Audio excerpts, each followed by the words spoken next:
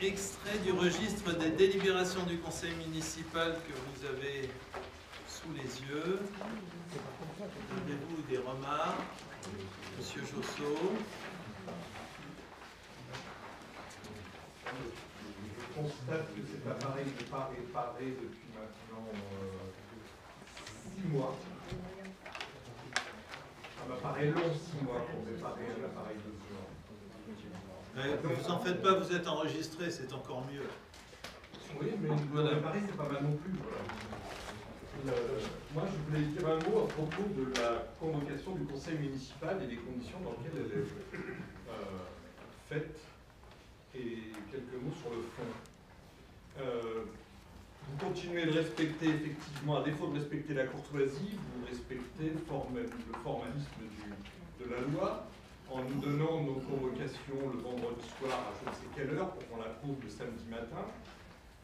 Sauf qu'il se trouve que pour moi, par exemple, ce soir, c'est une soirée prévue d'il y a un peu plus de 2 semaines et extrêmement importante. Donc je trouve choquant que vous n'ayez pas la courtoisie de le faire. Pourquoi importante?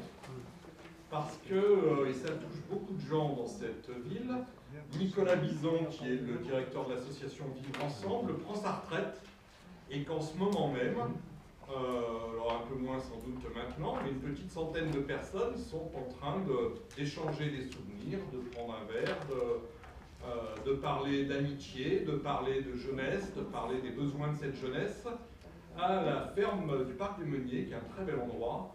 Et je trouve assez choquant, comme président de cette association, que vous m'empêchiez de participer pleinement à cette soirée avec eux, parce que les règles de fonctionnement n'ont jamais été mixées chez vous avec des règles de courtoisie.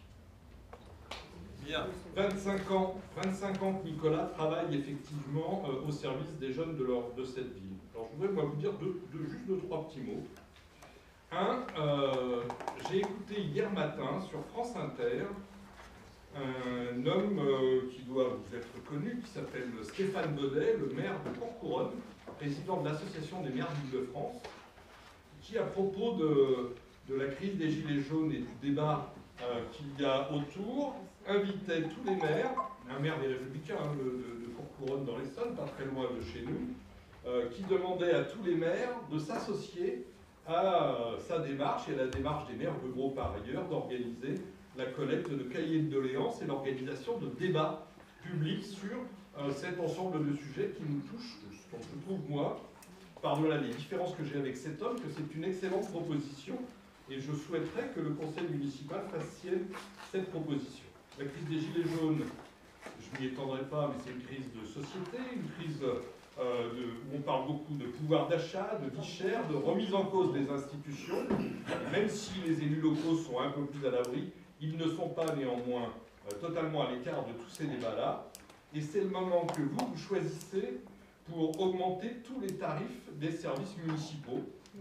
Je ne ferai pas l'énumération pour vous éviter un peu de perdre du temps, puisque vous le savez parfaitement, mais les accueils du matin et du soir, les centres de loisirs, les études, la restauration... On n'a pas démarré le conseil. Tout ça est quand même il y a des délibérations pour ça, vous pourrez vous exprimer. Assez choquant. Et vous en rajoutez également, au moment où on parle de toutes ces difficultés, en mettant en place des pénalités de retard. C'est-à-dire des gens qui sont en difficulté, paf, on leur donne un coup de plus sur la tête pour qu'ils aient plus de difficultés. Vous augmentez également le prix des places des commerçants du marché, alors que ce marché n'a jamais été aussi mal en point que ce qu'il est aujourd'hui. Vous mettez en place, vous nous faites... Monsieur Josso, là, vous êtes en train de nous faire le conseil, là. Alors, écoutez, vous êtes gentil, mais jamais au revoir, parce que là, c'est bon, ça suffit. Il y a des délibérations pour ça. L'appréciation officielle sur les centres de loisirs de Villeneuve-le-Roi, tous nos centres de loisirs sont mis à l'index par niveau. Allez, monsieur Josso, franchement, ça n'a rien à voir, là. Ça n'a rien à voir avec les registres des délibérations. Allez, jamais au revoir. Ceux qui sont d'accord manifestent en levant la main. Je vous remercie.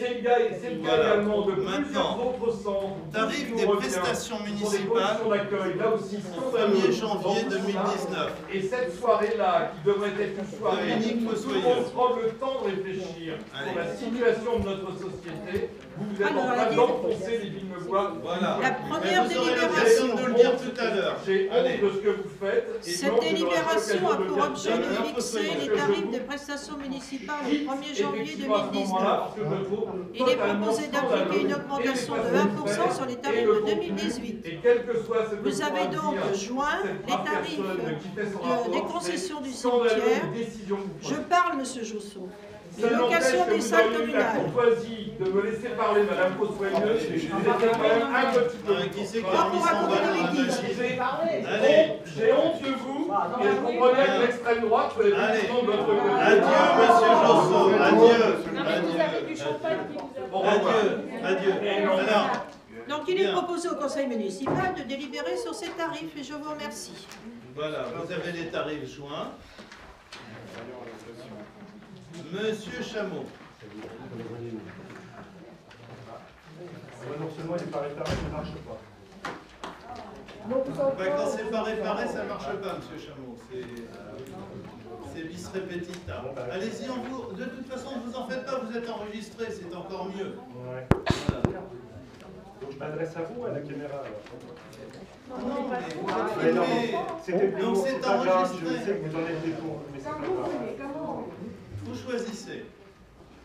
Donc effectivement, nous délibérons sur les tarifs des prestations municipales et je pense qu'effectivement, comme l'a dit l'intervenant précédent, je pense qu'en ces temps où effectivement il y a un débat sur le pouvoir d'achat, un débat sur la difficulté des familles de boucler les fins de mois, je pense qu'il eût été quand même préférable de ne pas augmenter les tarifs, surtout que depuis 17 ans que vous êtes à la tête de cette mairie, vous avez régulièrement et au début de manière très forte augmenté ces tarifs.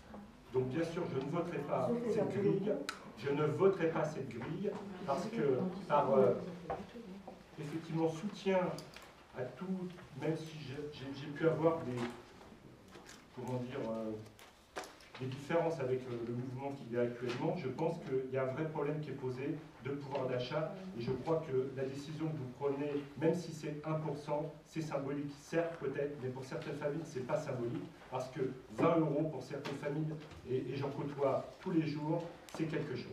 Voilà. Donc merci pour toutes ces familles que vous allez mettre en plus en difficulté et je voterai contre cette augmentation de tarifs municipaux. Merci. Bien. Je vous remercie. Alors, on a fait une petite comparaison quand même, juste pour rafraîchir. De l'humain. On vous a écouté, monsieur Chameau, je vous ai écouté, alors respectez la séance. Voilà. Alors, juste une petite comparaison. Pour savoir quand même où nous en sommes. À Villeneuve-le-Roi, par exemple, prenons la concession trentenaire, nous en sommes à 252 €, là où à Choisy, c'est à 527. Voilà. Nous mettons 1% d'augmentation, c'est pas 25 €, c'est pas 20 € comme vous avez dit, mais 2. D'accord? Bon, sachant que, donc 2 €, sachant que l'inflation est 2 fois plus élevée, puisqu'elle est à 1,9 sur les 11 premiers mois. Voilà. Donc, votre approche me semble plus que regrettable. Dans le même temps, nous n'augmentons pas les impôts locaux, ce qui n'était pas tout à fait votre cas, puisque depuis qu'on est là. Ce qui n'était pas votre cas, puisque vous augmentiez de 10 points à chaque mandature. Vous n'étiez pas le seul responsable, mais il n'empêche que vous votiez ces augmentations. Alors, je veux bien qu'on essaye de systématiquement maintenant prendre le contre-pied de ce que nous faisons, mais ça me semble être, somme toute, ma foi, raisonnable. Si on prend le tarif toujours des cimetières, des concessions proprement dites, pas des concessions trentenaires, cette fois-ci, à Villeneuve-le-Roi, c'est-à-dire donc sur 15 ans, à Villeneuve-le-Roi, on est à 72 €, là où on a pris le voisin, ça vous fait rire peut-être, mais on est chez le voisin, a choisi 2 fois plus cher puisqu'on est à 141 €. Voilà. Alors, voilà. Bien. Alors, donc, je mets aux voix ceux qui sont d'accord, manifestant en levant la main. Je vous remercie. Contre? Merci.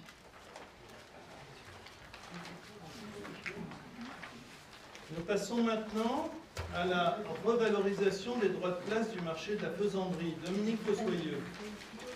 La gestion du marché couvert de la faisanderie a été confiée à la société Cordonnier. Ainsi, et conformément à la délégation de services publics, les droits de place seront revalorisés à hauteur de 1,80% à compter du 1er janvier 2019. Ce qui entraîne, et vous avez la fiche, la grille tarifaire qui est jointe à cette délibération. Donc en 2018, la première place avec 2 mètres de façade était à 2,46 et seront en 1er janvier 2019 à 2,50. Et on est largement compétitif par rapport au marché avoisinant. Puisqu'à Villeneuve-Saint-Georges, nous, quand on est à 2,50, Villeneuve-Saint-Georges est à 4,63. Voilà. Tant qu'à Orly est à 2,70. Mais je prends que les villes avoisinantes qui sont les plus proches de nous. Tous les ans, vous nous sortez le même chiffre. Mais c'est la même. Et quand même. C'est vrai, on n'en fait pas l'économie. Quand nous on est à 2,50 et que vous clamez que le prix est cher à Villeneuve-le-Roi, et ben moi je vous incite à aller faire vos courses à Choisy, puisque le premier façade de 2 mètres linéaires est à 7,16 €. Voilà, monsieur Charles. Et vous savez, moi, quand je prends des photos du marché, je ne le fais pas un mardi du mois d'août. Je suis plus intelligente, je le fais le dimanche, la semaine. On a cotisé pour Monsieur Chameau, enfin, si vous voulez qu'on vous donne la parole, respectez la parole des autres, enfin.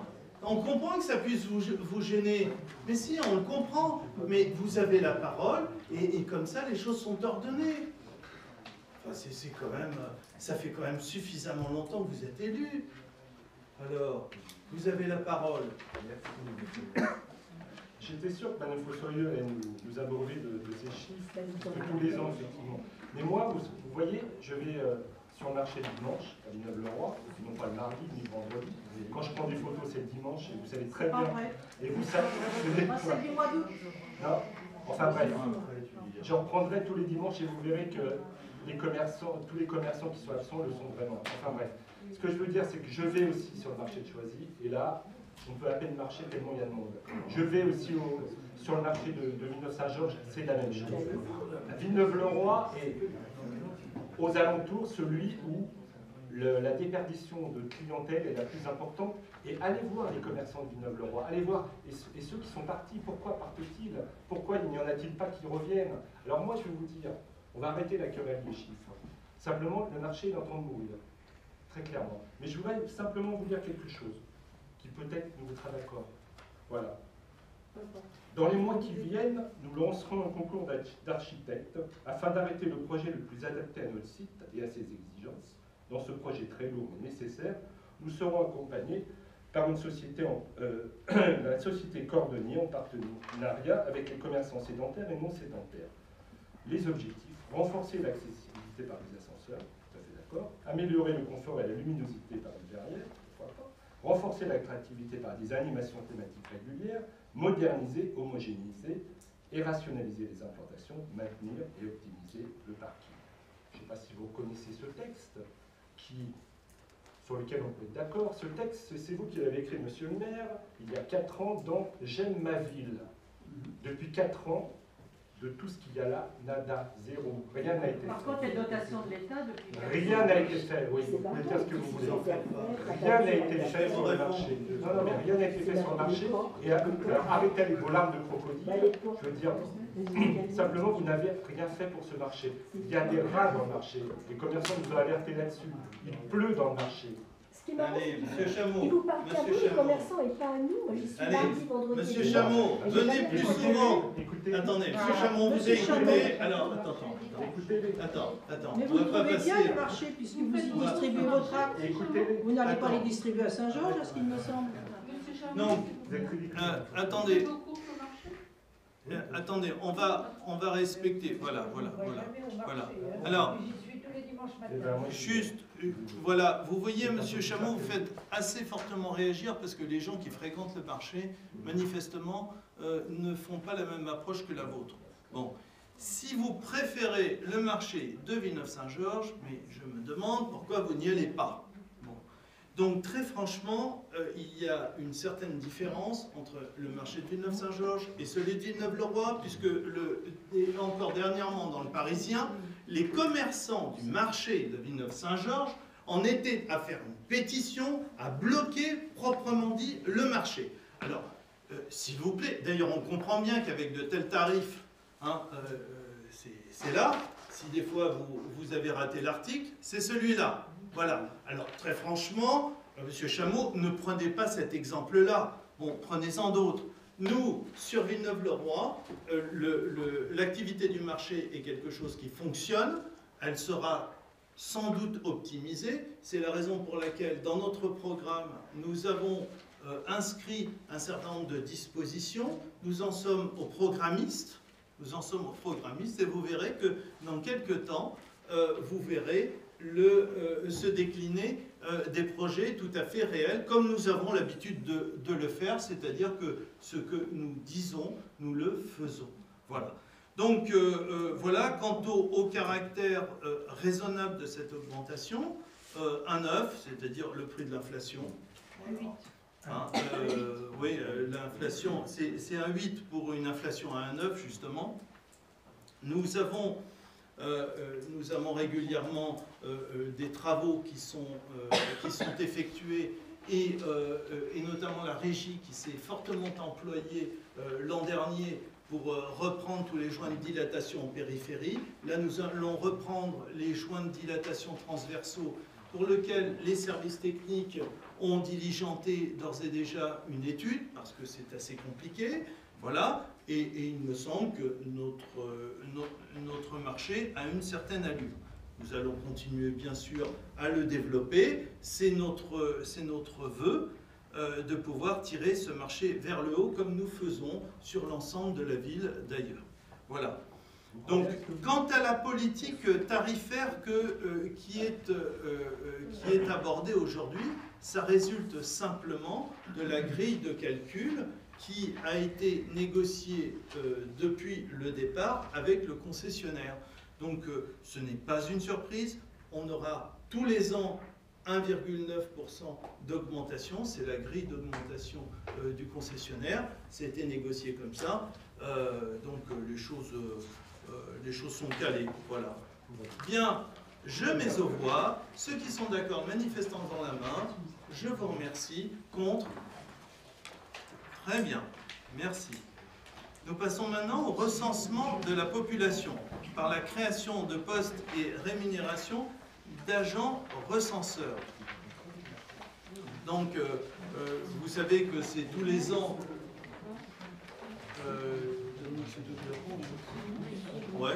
vous savez que tous les ans, c'est une délibération qui revient.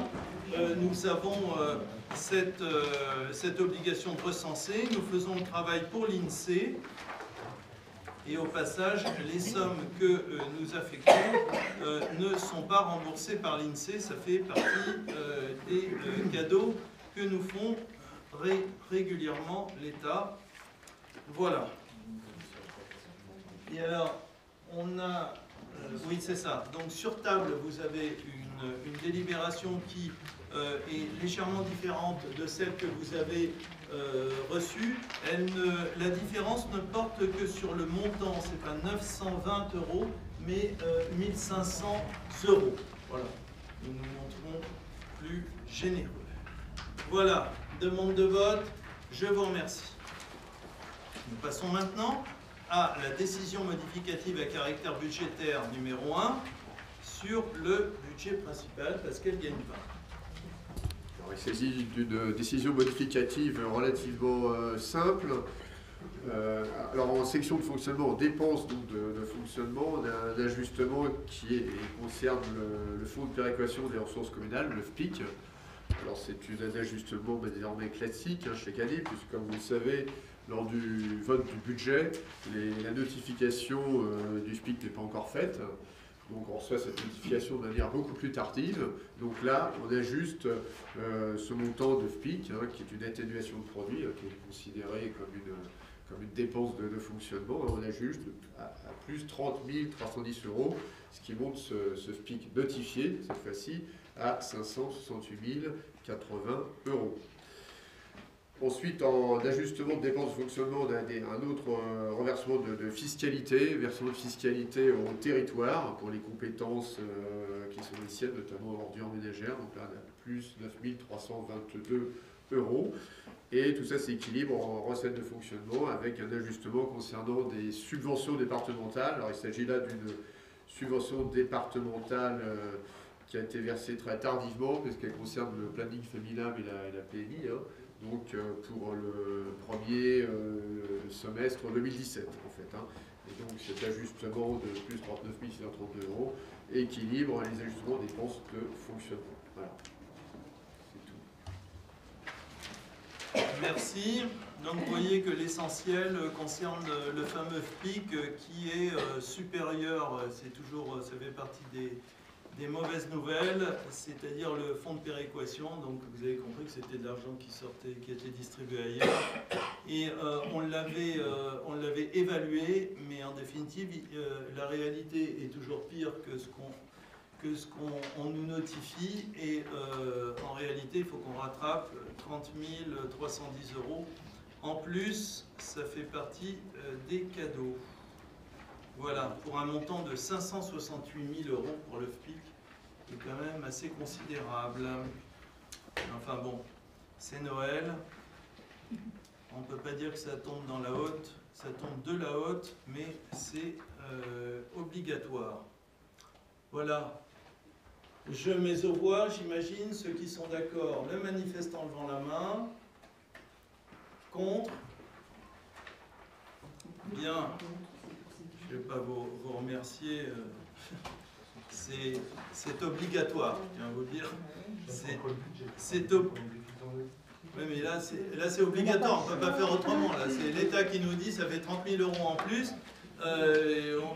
Il paraît difficile de ne pas l'intégrer dans le budget, malheureusement, puisque c'est pris dedans.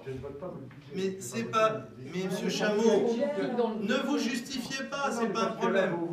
Admission en non-valeur et effacement de dette.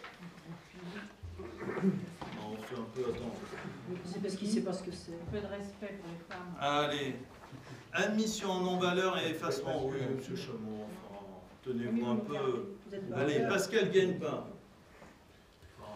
Alors un certain nombre de titres émis n'ont pas été honorés dans leur intégralité. La somme totale s'élève à 7 299,50 €. Donc, pour la quasi-totalité de ces créances irrécouvrables qui ont été transmises par la trésorerie d'Orly, il s'agit en fait d'effacement de dette, puisque le tribunal d'instance a donné un jugement favorable au rétablissement personnel de particuliers surendettés, c'est-à-dire des effacements de dette, au dépend de la commune, suite à recommandation de la commission de surendettement. Donc on a ce montant de 7 299,50 € qui correspond pour l'essentiel à l'effacement de dette, et donc proposé au conseil municipal, afin d'appurer nos comptes et ceux du trésorier, d'émettre un mandat de 7 299,50 € relatif aux non-valeurs et aux effacements de dette, donc essentiellement d'effacement de dette cette fois-ci.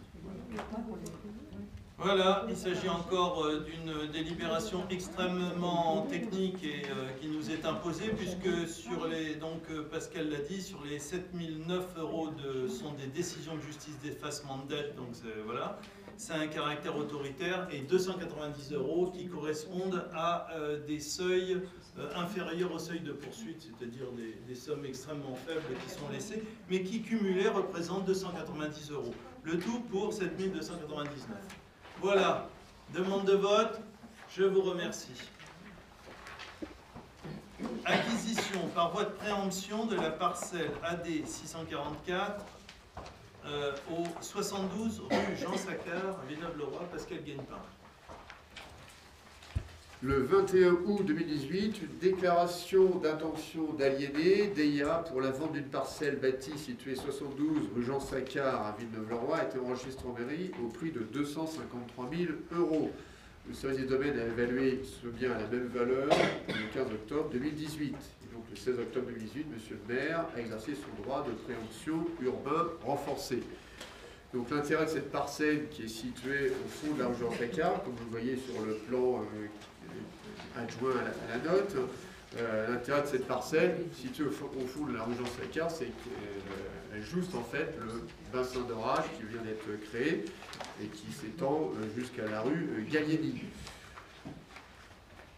Alors l'ancien propriétaire s'était toujours opposé à la création d'une servitude pour permettre un branchement concernant les eaux pluviales entre cette rue Jean Saccard et ce bassin d'orage, ce qui posait naturellement un problème pour l'évacuation des eaux pluviales d'orage vers ce bassin de réception des eaux pluviales d'orage.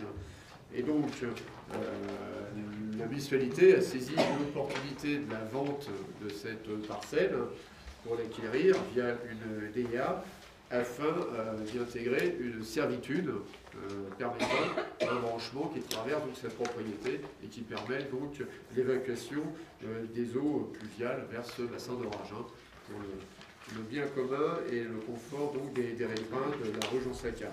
Donc cet intérêt-là est exprimé dans les considérants qui sont dans la note, considérant que la commune doit accueillir cette parcelle afin de réaliser une ou plusieurs canalisations d'eau pluviale et de mettre en place des servitudes afin de relier la rue Jean Saccard au bassin d'orage, considérant que la commune souhaite gréver d'une servitude l'emprise des futures canalisations. Donc l'intérêt de l'acquisition par la commune de cette parcelle, c'est de gréver cette parcelle d'une servitude concernant des branchements d'eau pluviale qui permettent d'évacuer l'eau pluviale de la rue Jean Saccard vers ce bassin d'orage. Ce qui n'avait pas pu être permis par l'ancien propriétaire qui s'était toujours opposé à cette servitude. Et donc pour ne pas renouveler cette mésaventure, cette situation difficile pour la commune, eh bien, la commune a essayé d'acquérir cette parcelle afin d'y graver une servitude définitive qui permet d'évacuer l'eau pluviale vers le bassin. Voilà. Merci Pascal. Voilà, c'est une histoire que l'on connaît. Monsieur Chameau. Oui, j'ai été saisi par quelques riverains de la rue Saccard qui ont vu l'ordre du jour du conseil municipal et qui sont un peu inquiets sur les futurs travaux. Donc est-ce que vous pouvez nous parler de l'impact des travaux dans la rue Saccard, savoir quel type de travaux, et est-ce qu'effectivement les riverains qui sont proches de ces ex-pavillons seront impactés. Mais j'en profite aussi pour faire part de leur inquiétude par rapport à de nombreuses lettres de promoteurs que ces riverains de la rue Saccard ont reçues afin d'acheter leur pavillon pour faire une opération immobilière. Je voulais savoir et c'est le cas dans plusieurs rues de notre ville, je voulais savoir quelle était votre position et que comptez-vous faire pour empêcher effectivement ce grignotage des promoteurs dans certaines parties de la ville. Je vous informe que par exemple la ville de Créteil a été saisie effectivement par de nombreux riverains dans certaines rues de Créteil et qu'elle a fait une modification du PLU pour empêcher effectivement ces opérations qui remettaient en cause le caractère pavillonnaire de certains quartiers de Créteil. Je voulais savoir si vous aviez réfléchi dessus et si vous aviez pris quelques décisions. Merci. Bon, alors, à mon avis, la première rafale de questions que vous avez posées ne vient certainement pas des riverains, puisque c'est à la demande de ces mêmes riverains que nous agissons. Donc, dites vous-même que vous vous posez la question n'étant pas riverain. Non, mais comme ça, on gagne du temps. C'est plus normal. C'est plus normal. s'inquiètent en voyant l'ordre du jour du Conseil. votre ancien collègue, Et comment ils ont vu la... attendez, monsieur Chameau, s'il vous plaît, monsieur Chameau, vous savez bien, et moi je vais vous le rappeler, non mais attendez, mais c'est pas un problème, si vous ne savez pas, on va vous le dire, en partie basse de la ville, nous avons ces sujets à inondation, puisque on a une pente et que lorsqu'il y a des précipitations importantes, les conduites sont engorgées et de ce fait, ça déborde. Bon, ça déborde et ça vient inonder surtout la rue Jean-Saccar, un peu l'avenue du Rôle prolongée et surtout la partie la plus basse de Jean-Saccar, là où habite M. Bébin. Bon. Il faut savoir que l'ouvrage qui consiste à faire un bassin d'orage sur le côté et qui a été réalisé doit être raccordé à la rue Jean-Saccar parce que, si vous voulez, le bassin d'orage joue sa fonction pour les tuyauteries en dessous.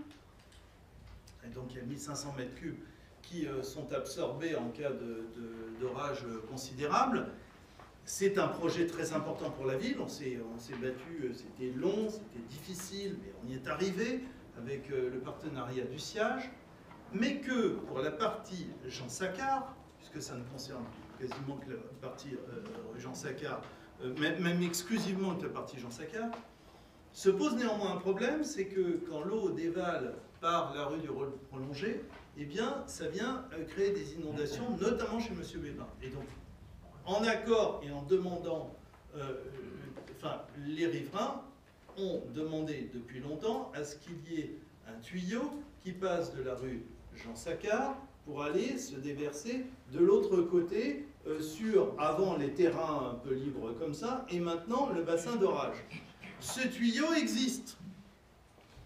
Ce tuyau, du moins, a existé. Il a existé, mais le voisin en question, désolé, ça ressemble un peu aux histoires un peu cloche-perle, mais c'est comme ça, c'est la vie. Ce tuyau a été bouché. Bon. Donc, ce tuyau ayant été bouché, il n'y a d'autre solution, puisque ça crée des débordements chez les pauvres gens qui étaient particulièrement affectés, et ils en sont venus aux mains. Donc, la solution pour sortir de là, c'est d'établir une servitude. Bon, c'est-à-dire imposer donc une servitude de passage d'eau à travers une canalisation qui sera répertoriée comme étant une servitude sur ce bien. Et qu'on ne peut pas imposer une servitude si on n'est pas propriétaire, parce que de fait, vous grevez sans avoir l'assurance qu'un jour, le propriétaire en question ne fasse pas comme le propriétaire précédent, c'est-à-dire revienne sur ses servitudes si on n'a pas. Voilà. Donc il faut figer ça sur le bien, et après consultation, la seule solution que l'on avait, c'est lors de cette défaisance du propriétaire, c'est d'arriver à acquérir le bien, établir une servitude, et après revendre ce bien. C'est la seule façon de nous dire, c'était un petit peu lourd. Moi, très franchement, j'aurais souhaité avoir un moyen un peu plus léger, mais c'est la seule façon que nous ayons de nous garantir de cet effet-là. C'est très important parce qu'on sait très bien que les zones de stockage qui ont été réalisées sur la rue Jean-Saccar proprement dit ne suffisent pas. Donc il faut impérativement un raccordement sur le bassin d'orage de façon à ce que celui-ci joue à plein sa fonction.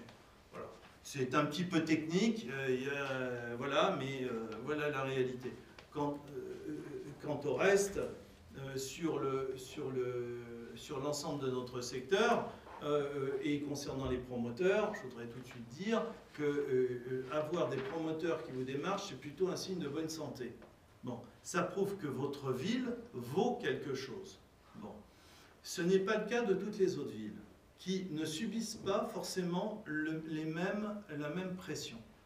Ceci dit, nous avons, à travers le PLU, garanti de manière juste les choses, c'est-à-dire que on ne peut pas faire n'importe quoi, il y a des règles d'urbanisme et que les choses sont garanties. Il n'empêche que si demain quelqu'un veut vendre, on ne peut pas non plus s'opposer à cette vente. Ce qu'il y a, c'est que ça reste sur des hauteurs qui ressemblent à du pavillon. Voilà la réalité de notre ville. Pour l'immense majorité de la ville, c'est carrément le PEB qui s'applique, donc le problème ne se pose pas. C'est pour ça que ça me fait sourire doucement quand il est écrit le bétonnage. Et le bétonnage, très franchement, quand vous avez les 3/4 de la ville qui se trouve sous PEB, vous demandez comment peut se faire le bétonnage. Mais enfin, puisqu'il y a on ne peut pas justement construire ainsi. Voilà la réalité. Donc, je reviens à cette délibération. Cette délibération donc, concerne donc une servitude, c'est-à-dire une obligation qu'on va mettre à l'intérieur pour que ce bien soit grévé, comme l'a dit Pascal, de manière permanente dans les documents d'urbanisme, de façon à offrir cette possibilité d'évacuation des eaux au-dessus d'un certain niveau pour que la rue Jean Saccard puisse se vider dans le bassin d'orage, ce qui est très attendu par les riverains du bout qui, eux, piaffent d'impatience d'avoir cette mesure, craignant toujours et les plus exceptionnels qui dévalent dans ce secteur et viennent les affecter particulièrement. Voilà. Demande de vote. Je vous remercie. Tarif des prestations périscolaires, maternelles et élémentaires pour l'année 2019. Catherine Galichet. Cette délibération a pour but de fixer la participation demandée aux familles au titre des présences aux accueils du matin et du soir organisés dans toutes les écoles maternelles, écoles scolaires, les accueils de loisirs maternels et élémentaires, les centres de vacances maternelles et élémentaires, la participation des familles relative au séjour en phase de découverte, les études surveillées, la restauration prise par le personnel communal des stagiaires et personnels extérieurs à la commune, la restauration prise par les enseignants dans les restaurants scolaires de la commune, la participation des familles au repas pris par les enfants fréquentant les restaurants scolaires pour l'année 2019, la création de tarifs de pénalité de retard. Il est proposé d'appliquer une augmentation de 1% sur les tarifs de 2018 pour l'année 2019. Il est proposé d'appliquer des tarifs de pénalité de retard pour l'année 2019.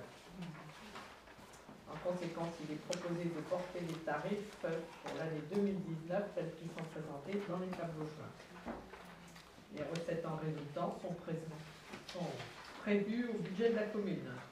Il est proposé au Conseil de délibérer sur ce dossier. Merci beaucoup. Donc vous avez le tableau joint. On vous l'a dit, 1% d'augmentation, ce qui représente entre 1 et 5 centimes pour les pires. Voilà. Et l'inflation étant à 2%, je tiens à le préciser, on met 1%. Donc même débat que tout à l'heure. Voilà. Monsieur Chameau. Je vais vous avouer, j'ai fait une erreur. En fait, l'intervention que j'ai faite sur la délibération sur les cimetières, enfin sur les concessions, c'était celle sur les tarifs. C'est pour ça que je n'ai pas trop compris et que j'aurais à la limite voté celle d'avant. Mais quand j'ai entendu tarif, j'ai passé tout de suite à cela. Donc je ne vais pas vous refaire l'intervention que j'ai faite tout à l'heure. Est-ce que vous voulez qu'on modifie votre vote sur la première délibération? Non, c'est bon, non, alors ce n'est pas la peine de le dire. D'accord, ok. Non, mais je le dis, effectivement. Non, mais vous nous le dites. J'aurais pas fait j'ai tous la juste sur les concessions, enfin voilà. Donc je vous redis qu'effectivement. Oui, c'est pas la cantine scolaire. Je vous précise. Allez, monsieur Chameau, allez-y, allez-y. Vous savez qu'elle est pénible, madame. Non, mais je ne sais pas si vous la supportez. Non, mais vous, on ne vous qualifie pas, monsieur Chameau, vous savez. Moi, je ne la supporte pas tous les jours. Moi, je la supporte tous les 3 mois. Hein. Oui, mais je le sais très bien. Je le sais très bien. Voilà. Mais je préfère votre mari, il est beaucoup plus sympa. Mais bon, il est quand même, c'est dommage. Mais arrêtez, monsieur Chameau. Allez-y, avancez maintenant. C'est Noël. Un peu de l'autre aussi, vous n'en avez pas besoin, quand même. Donc je redis, là vous allez faire porter sur les familles, même si effectivement c'est 1%, même si l'inflation elle est de 1, vous augmentez quand même les tarifs qui touchent directement des familles. Voilà ce que je voulais dire. J'arrête là, donc je ne voterai pas cette délibération. Très bien. Bien. Alors, ok. Alors, c'est dommage, M. Josso est parti, lui, parce que il y avait l'introduction d'un élément relatif aux pénalité. Relatif aux pénalités, parce qu'on introduit des pénalités, à la demande des services, parce que, de quoi s'agit-il?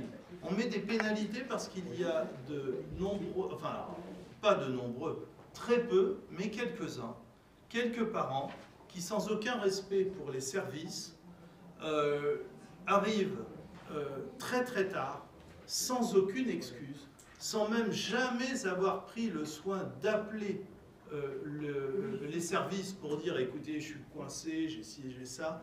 Jamais, jamais, jamais, toujours les mêmes. Et donc, ça a un caractère répétitif, sans excuse. Théoriquement, les agents doivent amener les enfants au commissariat, ce qu'évidemment on ne fait jamais, évidemment. Mais c'est un manque de respect pour les agents qui gardent les enfants. Ils arrivent à des heures impossibles, il y a des moments où ça va. Voilà.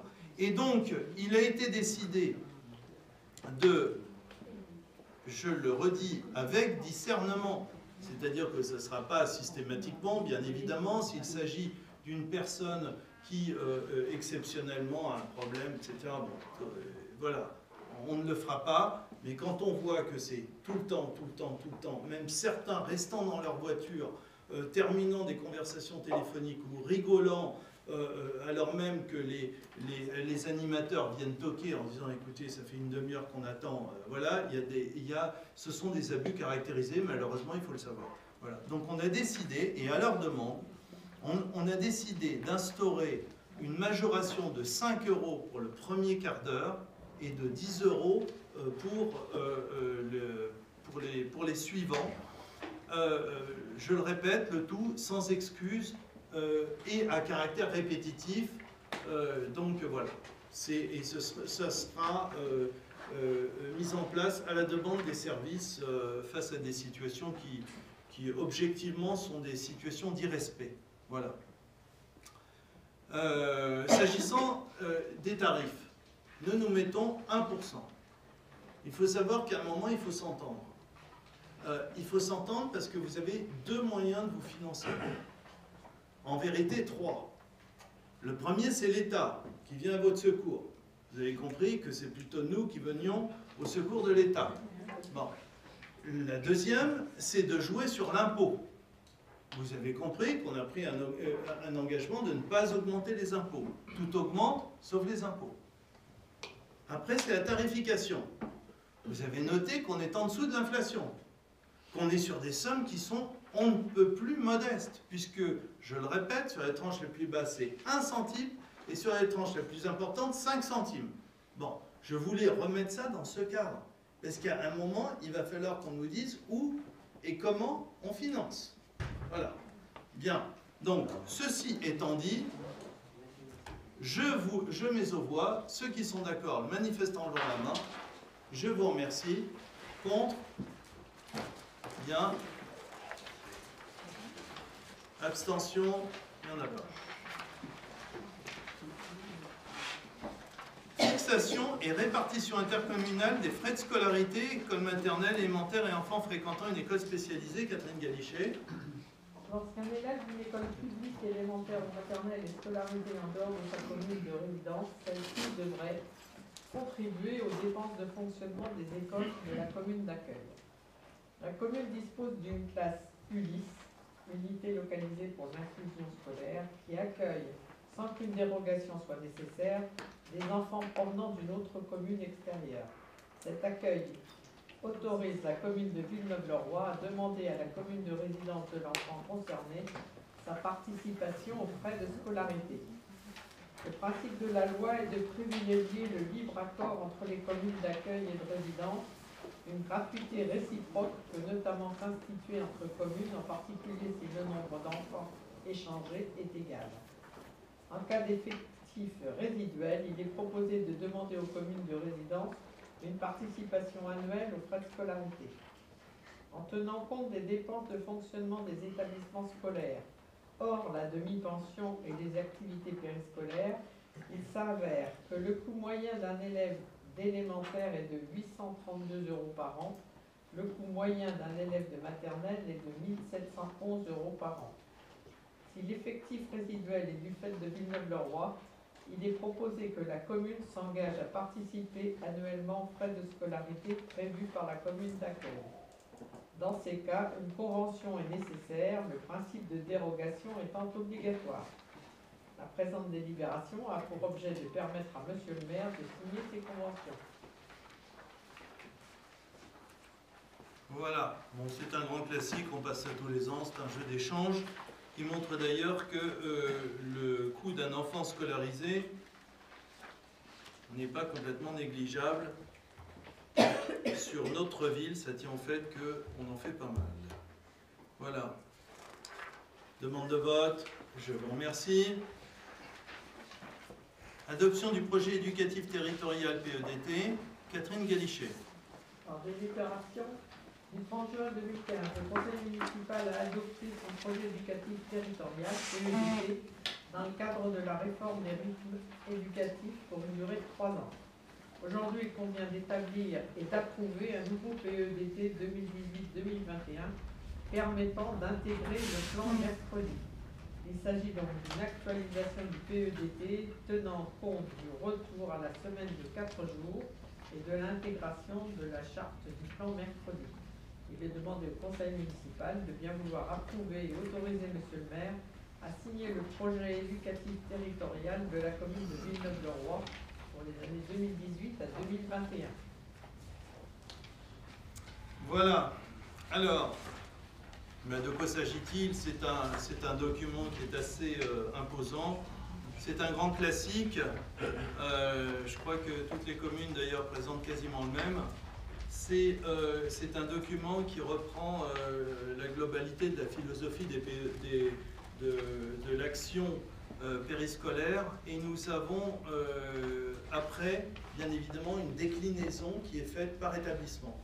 Donc ça, c'est, on va dire, le discours de politique générale, où vous voyez un peu les choses. Et après, vous avez une déclinaison de ceci, c'est-à-dire que pour arriver au concret, il faut aller sur le schéma d'établissement qui, après, en décline. Voilà. Ce document a reçu un avis favorable de la CAF, de CAF 94, de la DDCS 94, de l'IEN et de la DAZEN, c'est-à-dire l'inspection. Donc voilà, que vous dire de plus, ça détermine un cadre très général, c'est pour ça que les termes sont assez généraux. Voilà. Et après, vous trouverez un PEAC, je le dis de manière générale, qui est le plan éducatif d'action culturelle, qui va recenser l'ensemble des activités proposées. Donc, je fais ces différences-là pour que vous soyez bien, que vous voyez bien le cadre un peu complexe. Et c'est ce PEAC, donc qui reprend les actions culturelles éducatives qui sont mis en conformité avec l'éducation nationale, et donc c'est un calage qui est fait, un calage de cohérence avec l'éducation nationale.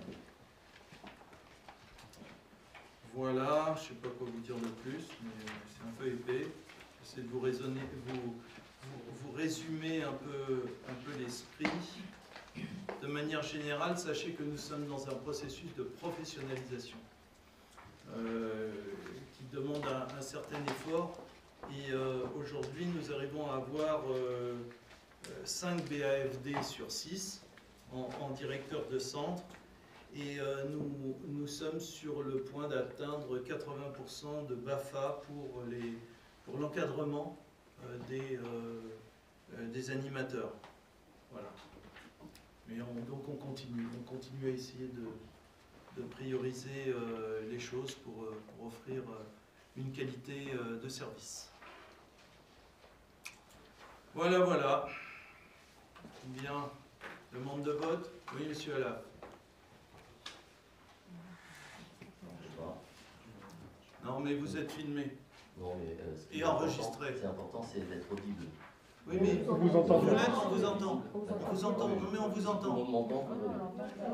Alors, je profite qu'on soit sur un sujet du périscolaire pour justement évoquer ma grande inquiétude concernant l'état et la vétusté de certains équipements, notamment qui servent dans le périscolaire. Je veux parler du centre de loisirs qui a fermé sur le quartier Paul Bert. Et on n'a pas connaissance de rapport des autres établissements qui justement font partie de l'accueil des enfants dans le périscolaire.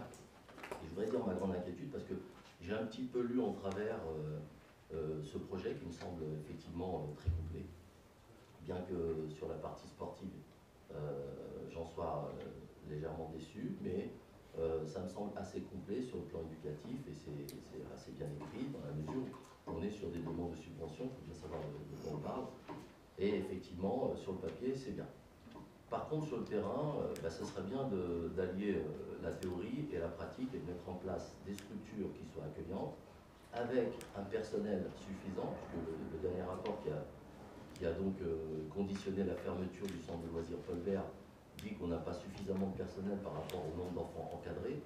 Donc ce qui serait bien, c'est de profiter de ce nouveau plan, de ce nouveau dispositif pour augmenter les effectifs d'encadrement, améliorer les structures dans lesquelles sont accueillis nos enfants et pas simplement faire une demande de subvention pour faire une demande de subvention, vraiment mettre l'accent sur un réel accueil des enfants et donc des enfants des familles.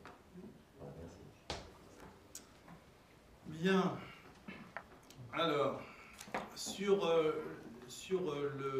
le centre Paul Bert, qui était vétuste, puisque maintenant le centre Paul Bert se trouve dans la salle plurivalente. Bon. C'est un secret pour personne que de dire que ce site, le centre Paul Bert, était vétuste. Et on en est tellement conscient qu'on est en train de terminer la construction du nouveau. Bon, voilà. Alors oui, bien sûr, c'est un ancien équipement. J'ai envie de dire que si on nous avait fait le legs d'un centre tout neuf, on n'aurait pas besoin d'en faire un. Ça c'est clair. Donc, merci Monsieur Alaf de nous le rappeler.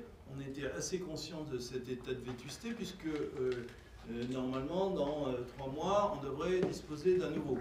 Bon, à grands frais puisqu'on l'a complètement reconstruit. Complètement construit celui-là. Bien. S'agissant des autres centres, je ne peux pas tout à fait dire qu'ils sont dans un état de vétusté. Ça, l'état de vétusté, c'est plutôt quand on est arrivé. On a trouvé d'ailleurs au passage ensemble des écoles qui étaient dans un état assez lamentable puisqu'on a dû se coller à la révision globale, puisqu'il faut savoir que les centres de loisirs sont bien souvent au centre des écoles, ou collés aux écoles ou à l'intérieur des écoles. Bon. Et que les centres de loisirs étaient exactement comme les écoles. Bon. Ces mêmes écoles qu'on a complètement reprises, puisque dernièrement on était encore sur Jean Moulin, à très grands frais, ça ne vous a pas échappé dans les orientations budgétaires que nous avons prises. Bon.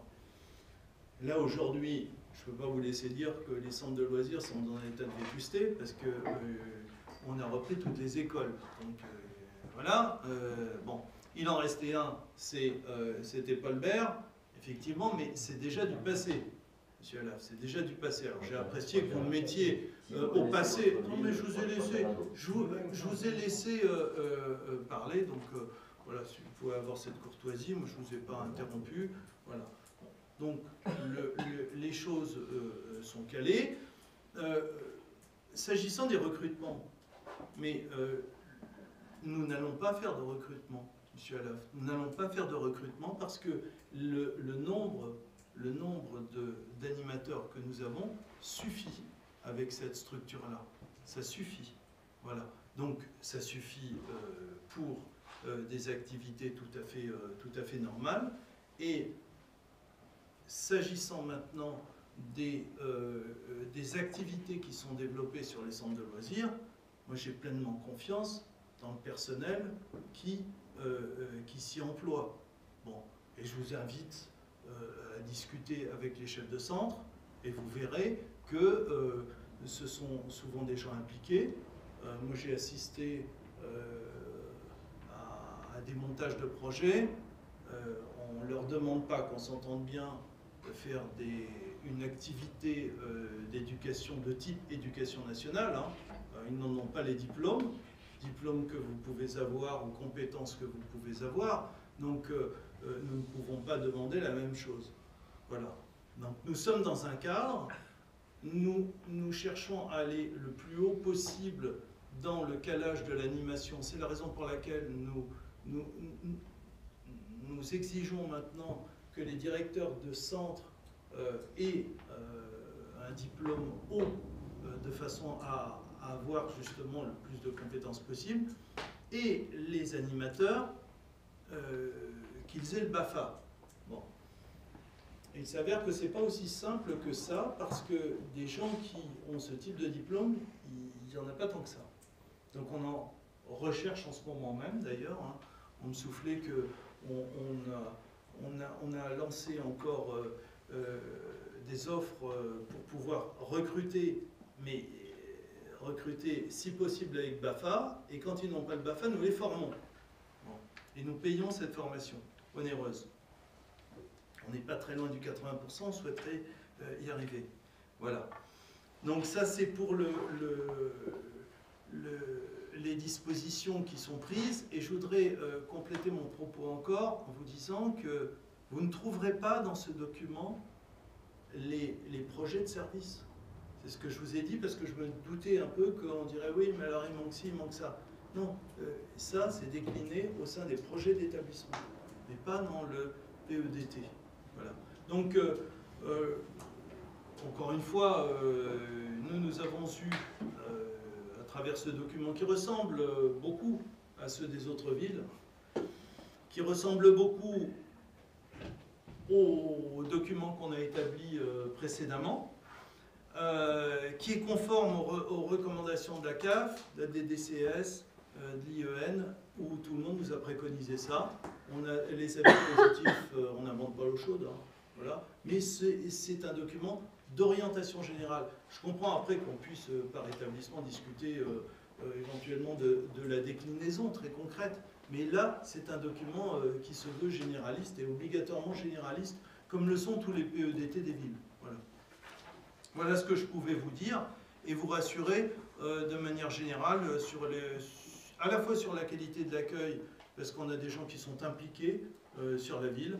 On a notamment des jeunes directeurs de centre qui sont impliqués, et sur le travail qui est développé, qui n'est pas toujours très simple, mais qui est fait, me semble-t-il, avec conviction. Voilà. Demande de vote. Juste pour vous répondre, c'est pareil, donc j'essaie que ce soit un débat constructif aussi. Moi, je veux bien vous croire, et je veux bien aussi penser qu'il faille aller vers des dossiers aussi complets, et puis essayer d'aller de l'avant et de se soucier au mieux de nos enfants.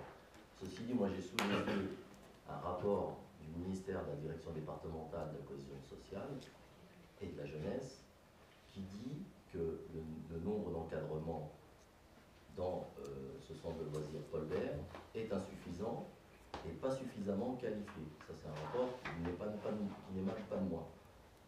Si on a transféré les enfants sur une structure existante vers une autre structure, on aura toujours le même rapport par rapport au nombre d'encadrements et à la qualité d'encadrement, la qualification d'encadrement. Sauf si vous faites du recrutement et que vous faites de la formation et que vous me dites, dans le cadre de ce dispositif-là, je m'engage à mettre en place aussi, en plus, un encadrement suffisant et un encadrement qualifié. Et là, je pense qu'on serait d'accord. Mais c'est pas le cas, c'est pas ce que j'ai entendu, c'est pas ce que j'ai lu. Non, monsieur Alaf, vous n'avez pas écouté ce que j'ai dit. Ou alors vous n'avez pas bien compris.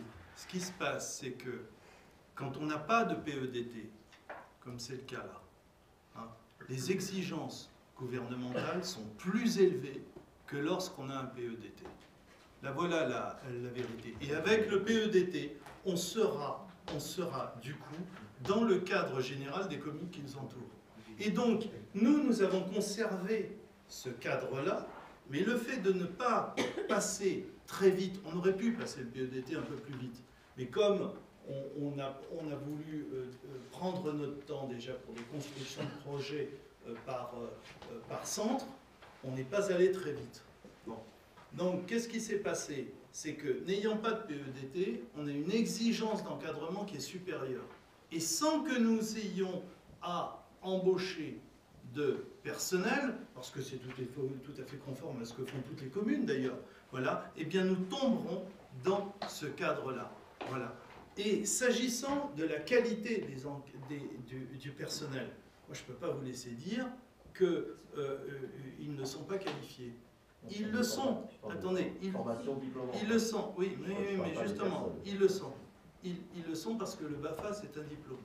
Voilà. Donc, nous, ce qui est fait comme reproche, mais je tiens à le remettre dans ce contexte, c'était avant, d'accord? Bon. Ce qui est fait comme reproche, non, ce qui est fait comme reproche dans ce rapport, c'est le fait, en réalité, c'est que nous n'ayons pas encore passé notre PEDT. Parce qu'avec le PEDT, on retombe sur un nombre d'encadrants tout à fait normalisé et calé, et nous devons, mais ça, les responsables de sites sont déjà, enfin, l'avaient déjà, mais l'ont pas formalisé, ont déjà œuvré pour le renouvellement de leur projet d'établissement. Et c'est ce qui est reproché dans ce document. Pour aller complètement sur le document que vous citez, quant à la vétusté majeure, le principal point, c'est le fait que les toilettes des enfants n'étaient pas distinguées entre garçons et filles. Le voilà. Mais attendez, le rapport que vous citez, j'ai lu en an. Voilà, non, c'est ça le fond du truc. C'est ça le fond du truc. C'est ça le fond du document. Donc, je vous dis. Bon, écoutez, bon, attendez, monsieur Olaf, allez. Puis de toute façon, non, monsieur, non, je vous dis que ce rapport correspond, mais oui, mais c'était avant, maintenant ils sont sur la salle plurivalente, le multi-accueil, avant de basculer dans le tout neuf. Donc moi je veux bien, parce qu'évidemment on n'a pas grand-chose à reprocher. Donc, je veux bien qu'on prenne une situation hantée, qui tienne au fait qu'on n'a pas de PEDT, résultat des courses, on nous fait le reproche de ne pas avoir le taux d'encadrement, qui sera conforme quand on aura le PEDT. Voilà la réalité. Je vous dis les choses. Eh bien, vous verrez, étant entendu que la salle plurivalente dispose là de tous les standards, puisqu'on a tous les agréments des DCS, etc. Et voilà. Bon. Donc les choses sont calées. Moi je pense que voilà, là j'ai fait bien. Allez, je mets aux voix. Ceux qui sont d'accord, manifestent en levant la main. Je vous remercie. Contre? Contre, d'accord. Bien. Nouveau règlement de fonctionnement des multi-accueils. Dominique Fossoyeux. Alors, il y a la 401 et 402 qui sont similaires, puisque la 401 concerne les multi-accueils et la 402 concerne la crèche familiale. Donc, il a été revu, ce règlement de fonctionnement, c'est la caisse d'allocation familiale. On nous a demandé de faire un règlement de fonctionnement par structure et non plus, comme en 2016, un seul règlement pour toutes les structures. Donc le projet de règlement de fonctionnement qui vous sont présentés ce soir, donc structure collective et crèche familiale, ont été validés par la caisse d'allocation familiale. Quelques modifications ont été apportées, ce sont principalement donc, les amplitudes horaires, puisque maintenant les structures, que ce soit la crèche familiale ou les structures collectives, sont ouvertes de 7h30 à 18h30. En cas de séparation aussi des parents, une copie du jugement prononcé par le juge des affaires familiales sera demandée. Cela évitera aux professionnels de régler quelques différends entre les parents le soir quand il suffit de venir rechercher les enfants. A également été modifié le dossier médical concernant les vaccinations obligatoires, modification de certaines règles d'hygiène, explication sur la tarification et également une disposition légale relative à l'autorité parentale. Ces règlements de fonctionnement seront applicables à chacune de nos structures existantes ainsi qu'aux futures structures. Et pour la crèche familiale, il y a une petite particularité parce qu'on y a ajouté l'harmonisation des absences entre les parents et les assistantes maternelles et la fourniture de produits d'hygiène, notamment nous fournissons maintenant les couches pour les assistantes maternelles. Donc, il vous est demandé d'approuver ces règlements de fonctionnement qui seront appliqués à compter de 2019 dans chacune de nos structures. Je vous remercie. Merci beaucoup. Demande de vote. Je vous... Oui? Oui? Bon, non, attends. Je mets aux voix. Ceux qui sont d'accord manifestent en levant la main. Je vous remercie. Contre? Abstention?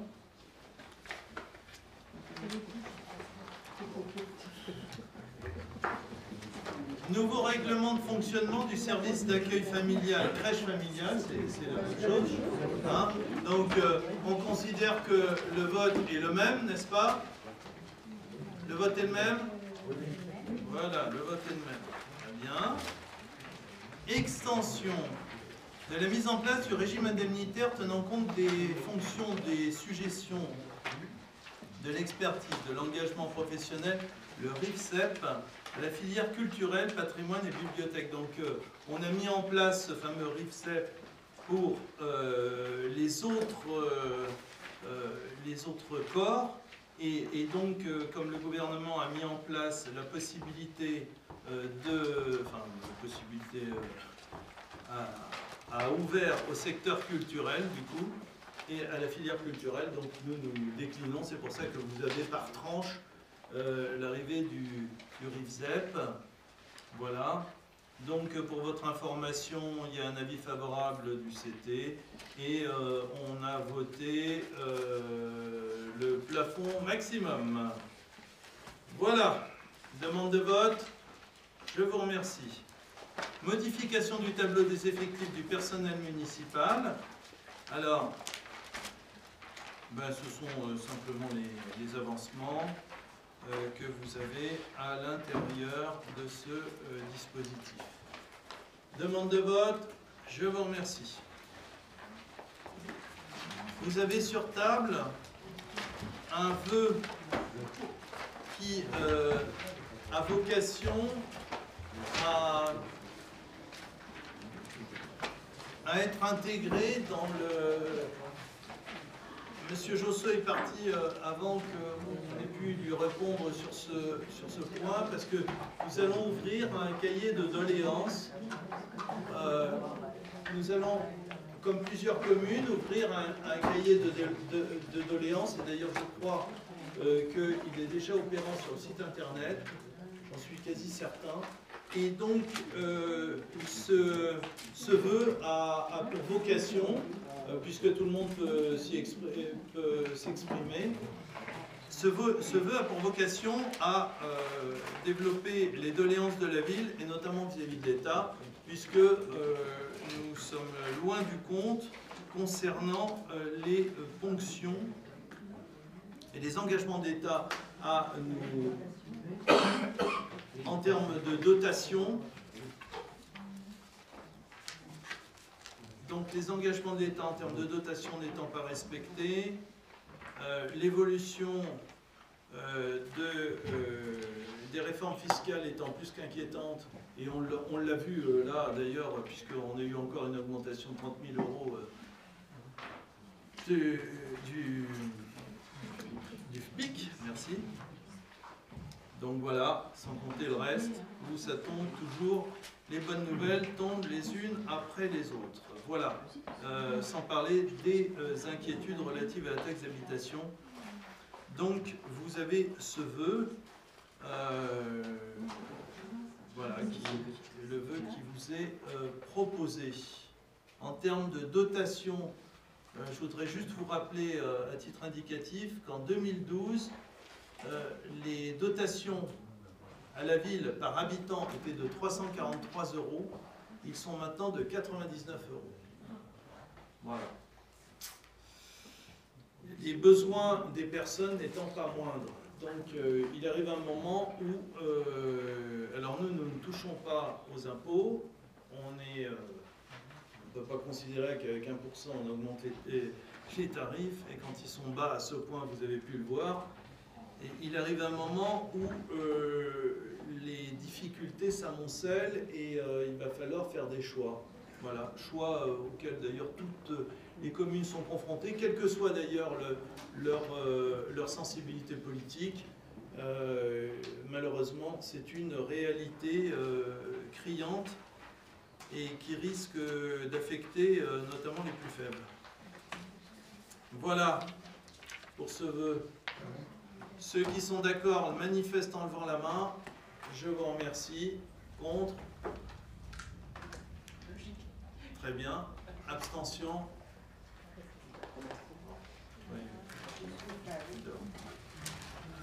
Voilà. Eh bien, écoutez, je vous souhaite de très belles fêtes de fin d'année.